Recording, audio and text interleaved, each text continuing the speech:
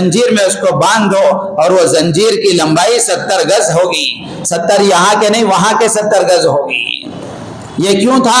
اللہ فرماتے ہیں انہو کان لا یؤمن باللہ العظیم، وہ اللہ پر ایمان نہیں رکھتا تھا، ولا یحض علی طعام المسکین، غریبوں کو کھلانے کی دوسروں کو ترغیب نہیں دیتا تھا، خود بھی نہیں کرتا تھا، دوسروں کو بھی ترغیب نہیں دیتا تھا۔ فلیس لہ اليوم ہاہنا حمیم، آج یہاں اس کا کوئی جگری دوست نہیں ہے، یعنی کوئی انفلوئنس نہیں چلے گا، کوئی سفارش نہیں چلے گی، اور کسی کی طرف سے کوئی انفلوئنس نہیں ہوگا کہ کوئی دوست آ کر سفارش کر دے یا کسی بڑے کا کوئی رسوخ استعمال کر کے عذاب سے نجات حاصل کر لے، وہاں یہ کام نہیں ہوگا۔ وَلَا طَعَامٌ إِلَّا مِنْ غِسْلِينَ، اور وہاں اس کا کھانا غسلین ہوگا، اور یہ غسلین لا يأكله إلا الخاطئون، صرف گنہگار ہی اس کو کھائیں گے۔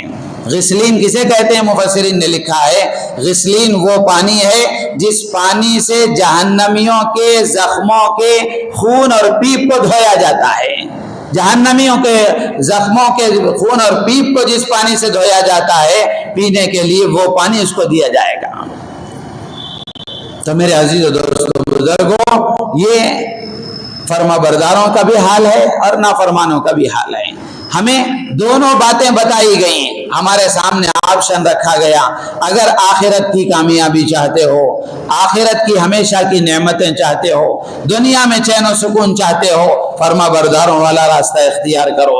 اور اگر آخرت کی ناکامی ہے، دنیا کی بھی وقتی سہولتیں ہیں، یہ زندگی فانی ختم ہونے والی ہے، اگر ہمیشہ کی ناکامی چاہتے ہو تو پھر یہ نافرمانوں والا حال بھی تمہارے سامنے ہے۔ اب تمہیں اختیار ہے، جو چاہے اس کو استعمال کرو اور اختیار کرو۔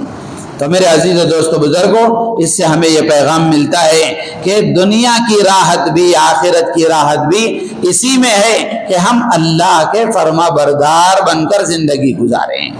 آج ہم پر جتنی بھی مصیبتیں ہیں، جتنے بھی حالات ہیں، جیسے بھی حالات ہیں، وہ سارے حالات اسی لیے ہیں کہ ہم نے اللہ کے حکم کو پیٹ پیچھے ڈال دیا ہے، اللہ کی شریعت کو چھوڑ دیا ہے، نبی کی سنتوں کو چھوڑ دیا ہے، منمانی کے ساتھ ہماری زندگی گزر رہی ہے، جس کے نتیجے میں اللہ کی طرف سے یہ سزائیں ہم پر مسلط ہیں۔